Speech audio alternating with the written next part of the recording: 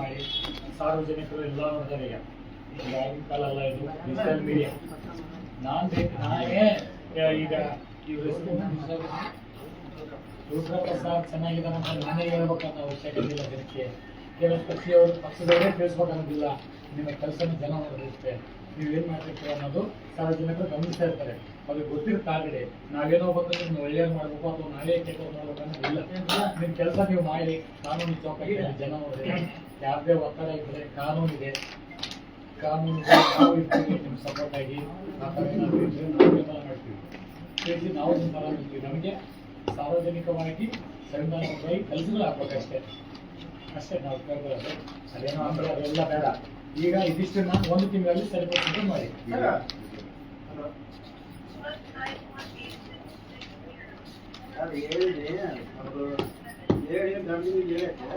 ನಾನು ಒಂದು 20 ದಿವಸ ಇದು ಮಾಡ್ತೀನಿ ಸರ್. ಸ್ವಲ್ಪ ಗ್ರಾಮ ಪಂಚಾಯತಿಯಿಂದ ವಾಟ್ಸಪ್ ಅಂಡ್ ಫೇಸ್ಬುಕ್ ಗ್ರೂಪ್ ಮಾಡಿದ್ದಾರೆ. ಈಗ ಪಂಚಾಯತಿಗಳು ಮಾಡಿದ್ದಾರೆ, ಸಾಕಷ್ಟು ಪಂಚಾಯತಿಗಳು ಜನರಿಗೆ ಹತ್ರ ಆಗಬೇಕು, ಗ್ರಾಮ ಪಂಚಾಯತಿ ಸೇವೆ ಜನಗಳಿಗೆ ಸಿಗಬೇಕು ಅನ್ನೋ ಉದ್ದೇಶದಿಂದ ವಾಟ್ಸಪ್ ಗ್ರೂಪ್ ಮಾಡಿದ್ದಾರೆ, ಫೇಸ್ಬುಕ್ ಗ್ರೂಪ್ ಮಾಡಿದ್ದಾರೆ.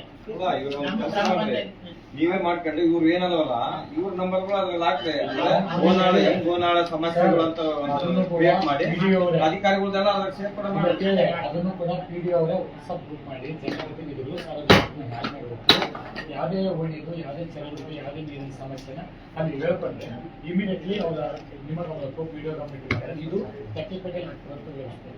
ಇವತ್ತು ನಾನು ಮೆಸೇಜ್ ಹಾಕಿದ್ರೆ ಸಾಕು, ಒಂದು ಫೋಟೋ ಹೊಡೆದು ಹಾಕಿದ್ರೆ ಅವರೇ ಹೇಳ್ತಾರೆ PDO ಅವರು ಏನಾದ್ರು ಹಾಕ್ರಿ ಫಸ್ಟ್ ಗ್ರೂಪ್ ಅಲ್ಲಿ ಹಾಕ್ರಿ. ಅವರೇ ಕೇಳ್ತಿದ್ರು, ಅವರೇ ಬಂದು ಎಲ್ಲರಿಗೂ ಫೋನ್ ಮಾಡಿ ಜನಪ್ರತಿನಿಧಿಗಳಿಗೆ ಸಾರ್ವಜನಿಕರಿಗೆ ಹಾಕ್ರಿ ಅಂತ ಹೇಳ್ತಿದ್ದಾರೆ. ಜಿಲ್ಲಾ ಮಟ್ಟದಲ್ಲಿ ಮಾಡಿದ್ದಾರೆ ಟೀಚರೇ. ಬಳ್ಳಾರಿ ಜಿಲ್ಲಾ ಮಟ್ಟದಲ್ಲಿ ಮಹಾನಗರ ಪಾಲಿಕೆ ಅಂತ ಮಾಡಿ ಅದರಲ್ಲಿ ಯಾರೇ ಒಂದು ಮೆಸೇಜ್ ಹಾಕಿದ ತಕ್ಷಣ ಅವ್ರು ಸಮಸ್ಯೆ ಹಾಕಿದ ತಕ್ಷಣ ಅಲ್ಲೇ ಕ್ಲಿಯರ್ ಮಾಡ್ತಾರೆ. ಹೌದು, ಸಂಬಂಧಪಟ್ಟಂತ ಇದನ್ನ ಮಾಡಿ ಸರ್. ಸ್ವಲ್ಪ ಈಸಿ ಆಗುತ್ತೆ. ನಮ್ಮ ನಂಬರ್ ಅಲ್ಲಿ ಆಡ್ ಮಾಡಿದ್ದೀರಾ? ನಮ್ಮ ನಂಬರ್ ಆಡ್ ಮಾಡಿದ್ದೀರಾ? ಸಾರ್ವಜನಿಕರನ್ನ ಆಡ್ ಮಾಡಿದ್ದೀರಾ ಅದಕ್ಕೆ ಗ್ರೂಪ್ಗೆ? ಅಲ್ಲ, ಸಾರ್ವಜನಿಕರು ಮಾಡ್ಕೊಳ್ರಿ.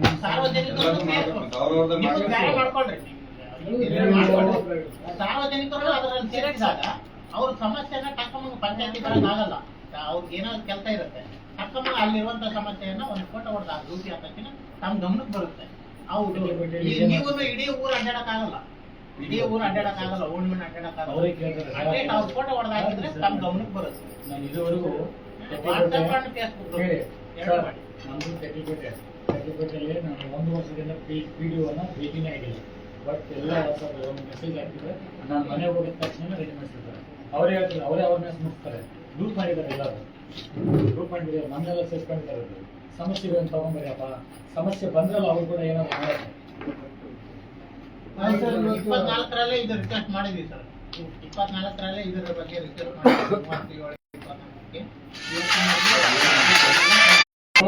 ನಿಮ್ಮ ಸಮಸ್ಯೆ ಮುಖ್ಯವಾಗಿ ಇವಾಗ ಮಾತಾಡಿಲ್ಲ, ಮುಂದೆ ಯಾವತ್ತು ಮಾತಾಡೋಲ್ಲ ಆಯ್ತಾ? ಸಮಸ್ಯೆ 8-10 ವರ್ಷ ಆಯ್ತು ಸರ್. 10 ವರ್ಷದಿಂದ ಯಾವುದೇ ಸಮಸ್ಯೆ ಬಗೆಹರಿದಿಲ್ಲ ಸರ್.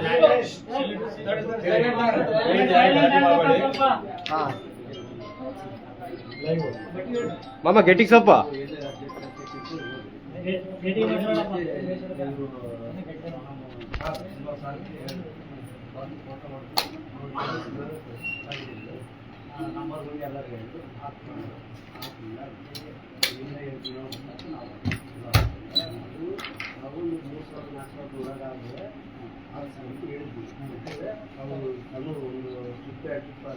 Tax collection ಮಾಡ್ತಿರ್ಬೋದು. ಸ್ವಲ್ಪ ಜಾಸ್ತಿ ಬೇಕಂತ. ಆಮೇಲೆ ಈ ಜಾತ್ರೆ ಮುಂದೆ ಊರ ಅದೇ ಮಾಡಿಬಿಟ್ಟು ಖರ್ಚು ಜಾಸ್ತಿ ಆಗುತ್ತೆ. ನಾನು ಹಂಗೆ ಬರ್ತೀನಿ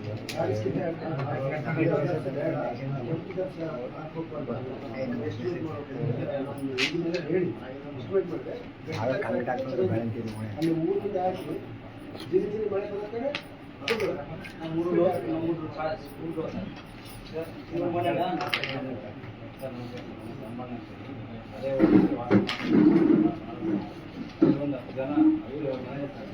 ನೈಟ್ ಯಾವುದೇ ರೀತಿಯ ಕರೆಂಟ್ ವ್ಯವಸ್ಥೆ ಇಲ್ಲ.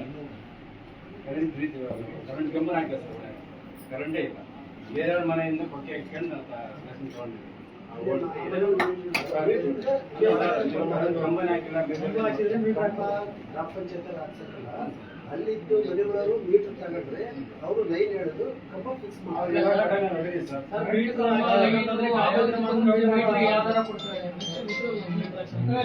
ನೀವು ನಿಮ್ ಮನೆ ಕೇಳ್ತಿದ್ರೆ ನಿಮ್ ಓಣಿ ಕೇಳ್ತಾರೆ.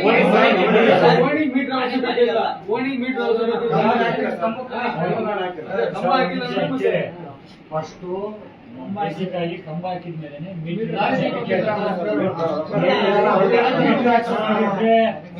ಅವ್ರು ಹೇಳಿದ್ದು ಅರ್ಥ ಆಯ್ತು. ಈಗ ಡಿಸ್ಟೆನ್ಸ್ ಐತೆ, ಇಲ್ಲಿ ಕಂಬ ಐತೆ, ಇನ್ನೊಂದು ಮುಂದೆ ಕಂಬ ಬೀಳ್ಬೇಕಂತಂದ್ರೆ ಅವರು ಲೈನ್ ಪ್ರಾಬ್ಲಮ್ ಬಂದಾಗ ಬೇರೆ ಆಗ್ತಾರ. ಈಗ ನಾವು ಗ್ರಾಮ ಪಂಚಾಯತಿಂದ ಕೇಳಿದ್ರೆ 10% ಕಟ್ಟ್ರಿ ಅಂತ ಹೇಳ್ತಾರೆ.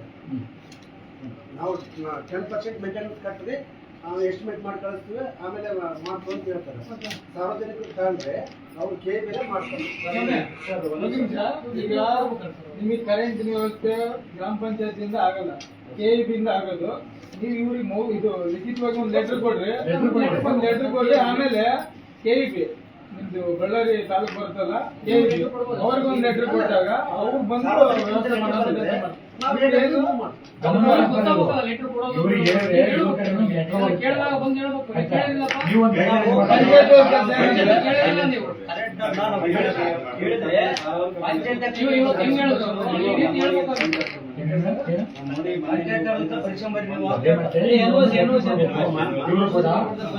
ಯಾಕಂದ್ರೆ ಇವ್ರಿಗೆ ಇಡೀ ಗ್ರಾಮದ ಜವಾಬ್ದಾರಿ ಇರುತ್ತೆ.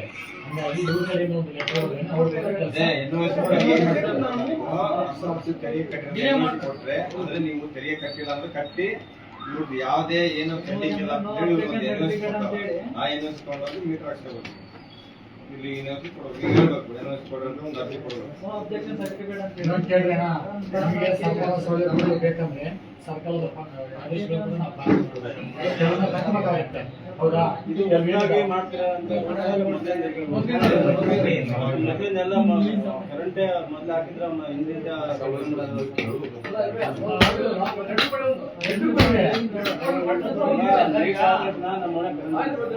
ಬೆಳಿಗ್ಗೆ ಮಳೆ ಬಂದ್ರೆ ಹೆಸರು ಹೆಂಗ್ ಹೊರಡೋದು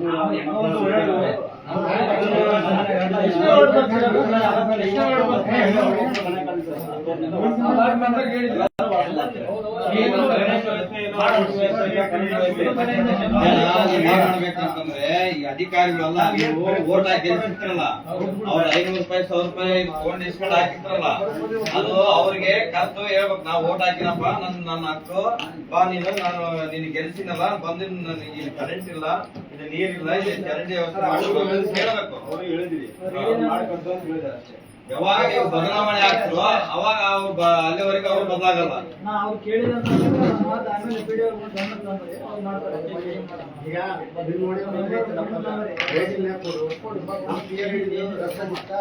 ರಸ್ತೆಗೆ ನಮ್ಮ ಮಟ್ಟದಾಗ 3000-4000ದಾಗ ಆಗ್ತಿದ್ರೆ ಟ್ಯಾಕ್ಸ್ ಕಲೆಕ್ಷನ್ ಮಾಡ್ತೀವಿ.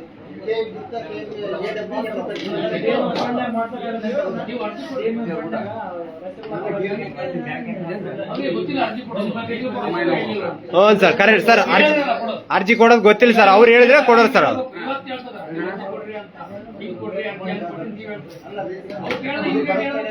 ಕಳಿಸಿ ಫೋಟೋ ತೆಗೆಸಿ ಬಂದು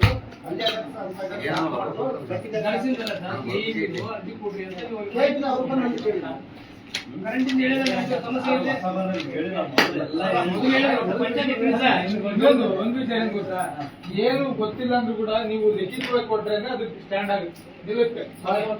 ನೀವು ಬಾಯಿ ಮಾತು ಹೇಳಿದ್ರೆ ಅದೇನಾದ್ರು ಗೊತ್ತಾ, ಗಾಳಿ ಭಾಷೆ ಒಂದು ಸ್ವಲ್ಪ ಯಾರನ್ನ ಗೊತ್ತಿರೋರು ಒಂದು 5-6ನೇ ಕ್ಲಾಸ್ ಓದಿರೋರು ಕೂಡ ನೀಟೇ ಬರೀತಾರೆ. ಅರ್ಜಿ ಬರ್ದಿದ್ ಕೊಟ್ರೆ ಅದನ್ನ ತರ ನಾವ್ ಎಲ್ಲಿಗಾದ್ರೂ ಹೋಗಿ ಕೆಲಸ ಮಾಡ್ಕೋಬಹುದು.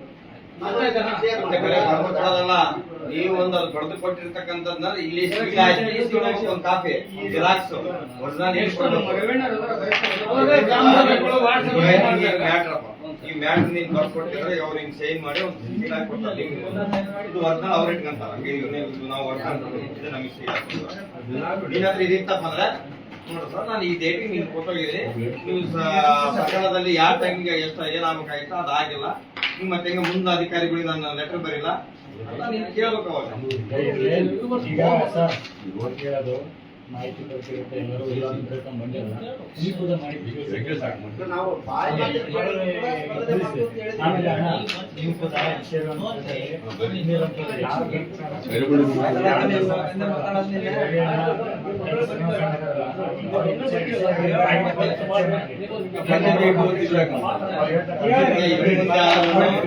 ನೀವು ಮತ ಚಲಾವಣೆ ಮಾಡ್ಬೇಕಾದ್ರೆ ಯಾವುದೇ ದುಡ್ಡಿನ ನಿಕ್ಕರಿಗೆ ಕಿಕ್ಕರಿಗೆ ಕುಕ್ಕರಿಗೆ ಅಂತ ಆಮಿಷಕ್ಕೆ ಒಳಗಾಗಬಾರ್ದು. ಹೌದಾ? ಅಂತ ಒಳಗಾದ್ರೆ ಹಿಂಗೆ ಆಗತ್ತೆ ಪರಿಸ್ಥಿತಿ. ನಮ್ಮ ಪಕ್ಷಕ್ಕೆ ಬೆಂಬಲ ಕೊಡ್ರಿ, ನಮ್ಮ ಪಕ್ಷಕ್ಕೆ ದೇಣಿಗೆ ಕೊಟ್ಟಿದ್ದು ಸಾಕಂತ ನಿಮ್ಮ ಸಮಸ್ಯೆಗಳು ಏನಿದ್ರು ನಾವು ಈಡೇರಿಸ್ತೀವಿ. ಇಲ್ಲ ಮುಂದೆ ನಮ್ಮ ಪಕ್ಷದಿಂದ ನೀವೇ ಎಲೆಕ್ಷನ್ ನಿಂತ್ಬಿಡ್ರಿ ವಾರ್ಡ್ಗೆ. ನಾವ್ ಯಾವ್ದೇ ನಿಮಗೆ ದುಡ್ಡು ಕುಕ್ಕರ್ ಆಗ್ಲಿ ನಿಕ್ಕರ್ ಆಗ್ಲಿ ಕೊಡಲ್ಲಪ್ಪ, ಕಿಕ್ಕರ್ ಆಗ್ಲಿ ಯಾವ ಕೊಡಲ್ಲಪ್ಪ ನಾವು.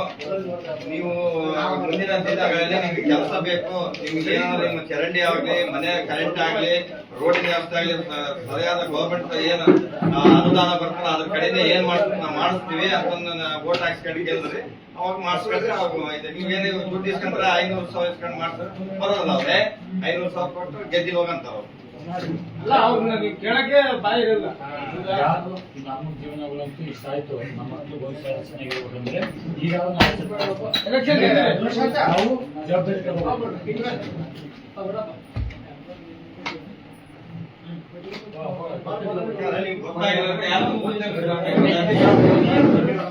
ಇವರು ನಮ್ಮ ಮೌನೇಶ ಮಾವನವರು. ಕ್ಲಿಯರ್ ಮಾಡ್ಕೊಂಡಿಲ್ಲ ಅದೇನು ಲೈವ್ ಆಗ್ತದೆ. ಸರ್ ಹೊರಗಡೆ ಬರೀ ಲೆಟರ್ ಕೊಡ್ತೀವಿ, ಫೋಟೋ ತಗೋಬೇಕು. ದಯಮಾಡಿ ನಿಮ್ಗೆ ಕೈ ಮುಗಿಯ ನಿಮ್ಮ ಜವಾಬ್ದಾರಿಗೆ ಒಂದು ID ಕಾರ್ಡ್ ಅಂತ ಹೇಳಿ ಹಾಕೋರಿ. ಮೇಡಮ್ ತಮಗೂ ಕೂಡ ಮತ್ತೆ ಬಂದಾಗ ID ಕಾರ್ಡ್ ಇರಬೇಕು. ಸರ್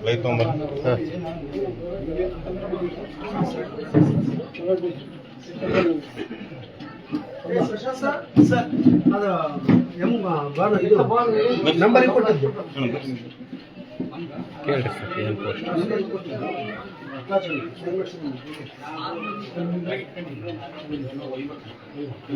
ಏನ್ ಸರ್ ತಮ್ಮ ಹೆಸರು? ಏನ್ ನಿಮ್ ಪೋಸ್ಟ್ ಏನಿದೆ? ಜವಾನ ಮಾಡ್ತೀನಿ ಸರ್. ಕಂಪ್ಯೂಟರ್ ಸೆಕ್ಷನ್ ಇದಕ್ಕೆ ನಾನೇ ಮ್ಯಾನೇಜ್ ಮಾಡ್ತೀನಿ ಸರ್. ಪ್ರಮೋಷನ್ ಆಯ್ತು ಇವಾಗ ಪ್ರಮೋಷನ್ ಆಯ್ತು. ಸರ್ಕಾರಿ ನೌಕರರ ಗ್ರಾಮ ಪಂಚಾಯತ್ ನೌಕರ ಸರ್ಕಾರ ನಿಮ್ದು ಸರ್ 15,000 ಚಲೋ. ಬಿಲ್ಕುಲ್ ಆಗಿ ನಿಮ್ದು ID ಕಾರ್ಡ್ ಇಲ್ಲ. ಎಲ್ಲರೂ ಅದೇ ರೀತಿ ರಾತ್ರಿ ಕನಸಿನ ಬಂದಿದ್ವಿ ನಾವು KRS ಇವತ್ತೇ ಮಾಡ್ಕೊಂಡು ಸರ್ ಅದು ಜವಾಬ್ದಾರಿತವಾದ ಒಂದು ಸ್ಥಾನದಲ್ಲಿರೋದ್ರಿಂದ ಆ ತರ ಹೇಳ್ಬಾರ್ದು ದಯವಿಟ್ಟು. ನೀವು ಯಾಕಂದ್ರೆ ಅದು ನಿಮ್ಗೆ ಒಂದು ಘನತೆ. Water man sir. ಸೀಲ್ ಹಾಕಿದ್ರ ಅದು ಬರ್ರಿ ಅದು ಹೆಸರು ತಂದ್ಬಿಟ್ಟಿರುತ್ತೆ.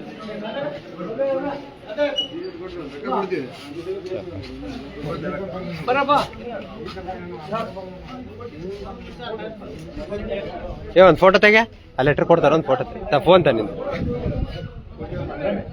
ಕ್ಯಾಮ್ರಾ ತಕ್ಕೊಡು.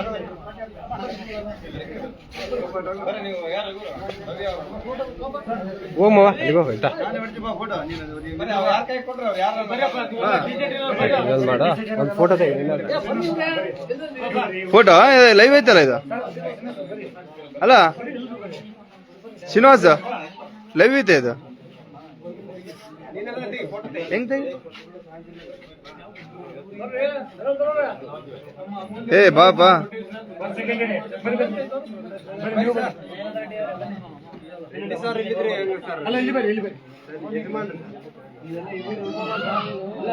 ಬೇಗ ಆಗ್ಲಿ.